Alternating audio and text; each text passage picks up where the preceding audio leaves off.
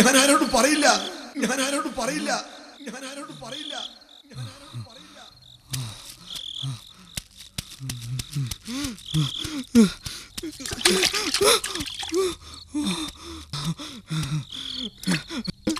മോനേട്ടാ, അനിലേ, നമ്മുടെ മോഹനം പോയടാ.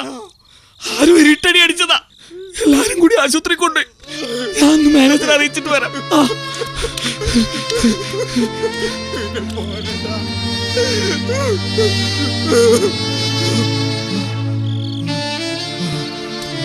മോനേട്ടാ,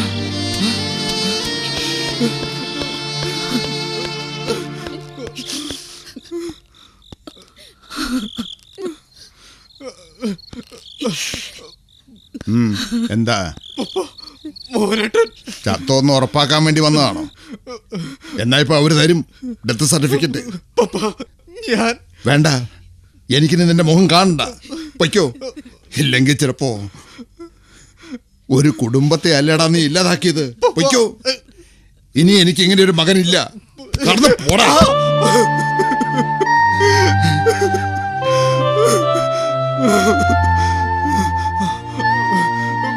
പ്രിയ, ഞാനത് ചെയ്തത് എനിക്ക് പറ്റിപ്പോയി. സാരമില്ലാനില്ലേ, അറിയാതെ ചെയ്തതല്ലേ, ഒക്കെ ഞാൻ കണ്ടതാ. അല്ല പ്രിയെ, ഒരു ക്ഷമ അറിയിക്കാത്തവനാ ഞാൻ. അനിലെ, നമ്മുടെ പാപം എത്ര കടും ചുവപ്പാണെങ്കിലും അത് മഞ്ഞുപോലെ വെളുപ്പിക്കുന്നവനാ യേശു. അനില് പശ്ചാത്തപിച്ചില്ലേ, അത് മതി, അത് മാത്രം മതി ഞങ്ങൾക്ക്. മോഹനേട്ടൻ ഒന്നും പറയാനൊക്കില്ലെന്നാ ഡോക്ടർ പറഞ്ഞത്. എന്റെ അച്ഛൻ ചിലപ്പോ മരിക്കുമായിരിക്കും, പക്ഷെ ആ ദുഃഖത്തിലും ഞങ്ങൾ സന്തോഷിക്കും. കാരണം മരണത്തിലൂടെ ഒരാത്മാവിനെ കൂടെ നേടിയെടുത്തിട്ടല്ലേ അച്ഛൻ സ്വർഗത്തിലേക്ക് പോകുന്നത്. അനിലിന്റെ അതെ അനിലെ, അത് തന്നെയായിരുന്നു അച്ഛന്റെ ഏറ്റവും വലിയ ആഗ്രഹവും. നിനക്ക് എങ്ങനെ ഇങ്ങനെയൊക്കെ പറയാൻ സാധിക്കുന്നു? ഞാൻ വെറുതെ പറയല്ല, എന്റെ അച്ഛനും ഞങ്ങളും അനിലിനോട് എപ്പോഴും ക്ഷമിച്ചു. ഞങ്ങളെ ഓർത്ത് ദുഃഖിക്കണ്ട. നിങ്ങളുടെ കുടുംബത്തിന് രക്ഷയുടെ സത്യം പറഞ്ഞു തന്നിട്ട് തന്നെ അച്ഛൻ പോകുന്ന. അതുകൊണ്ട് തന്നെ ഞങ്ങൾക്കതിൽ സന്തോഷമുള്ളൂ, ഒരുപാട് സന്തോഷം.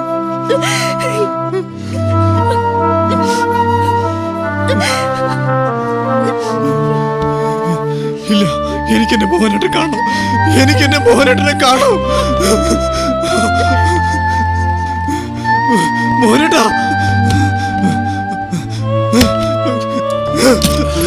എന്താണത്?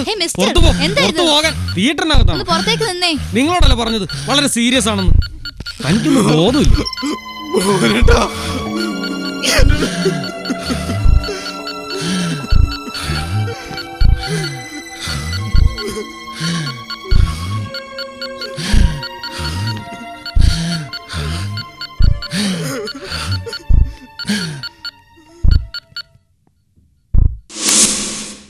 ഇപ്പോഴും എല്ലായ്പ്പോഴും ജീവിതം കൊണ്ടായാലും മരണം കൊണ്ടായാലും എൻ്റെ ശരീരത്തിൽ ക്രിസ്തുവിനെ ഞാൻ സധൈര്യം മഹത്വപ്പെടുത്തും.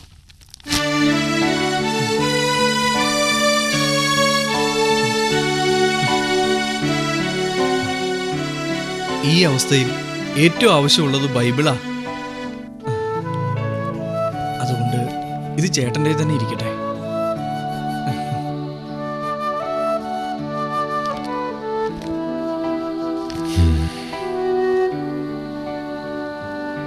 നിന്റെയും എന്റെയും പാപങ്ങൾക്ക് പരിഹാരമായി ഒരിക്കൽ രക്തം ചൊരിഞ്ഞതാ 2000 വർഷങ്ങൾക്ക് മുമ്പ് കാൽവരിയിൽ.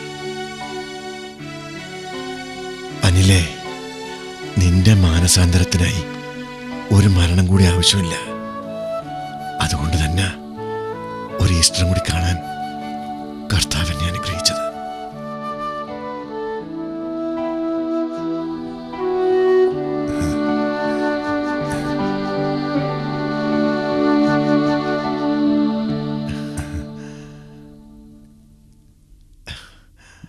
വേദന കുറവുണ്ടോ? ആ, നല്ല കുറവുണ്ട്. എങ്ങനുണ്ടായിരുന്നു കൺവെൻഷൻ? ഓ, വലിയൊരു അനുഭവമായിരുന്നു.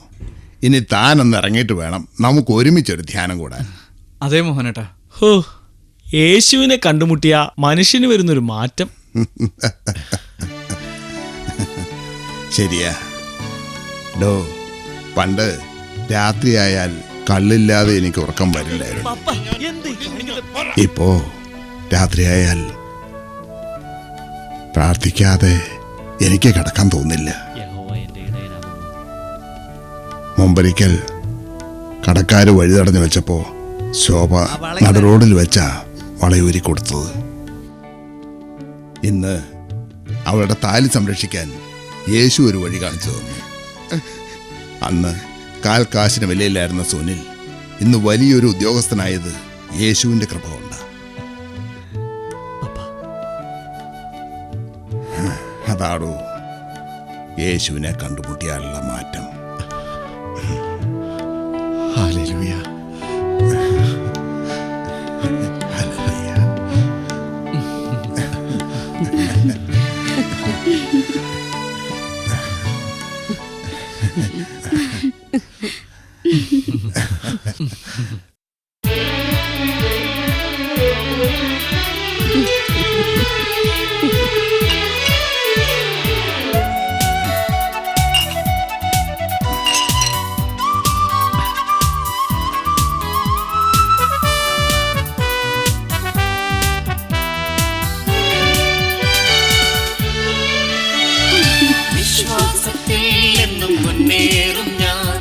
വിശ്വാസത്താലെല്ലാം ചെയ്തിടും ഞാൻ. വിശ്വാസത്തിൽ എന്നും മുന്നേറും ഞാൻ.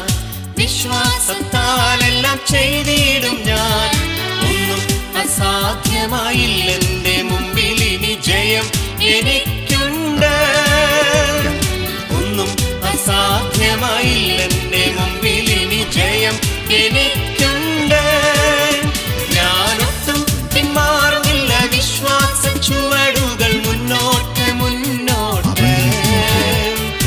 ആരെല്ലാം എതിർത്താലും എന്തെല്ലാം ഭാവിച്ചാൽ പിന്മാറുകയില്ല ഞാൻ. അധികാരത്തോടെ ഇനി കൽപ്പിക്കും ഞാൻ. പ്രതികൂലങ്ങൾ മാറിപ്പോകും.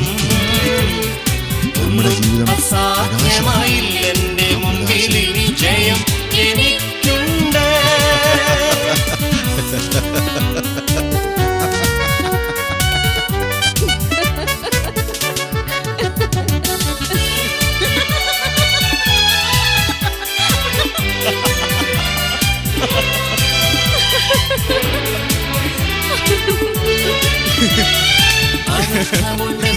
ഞാൻ ഭയപ്പെടില്ല. തോൽവി വരുമെന്നും ഞാൻ ഭയപ്പെടില്ല.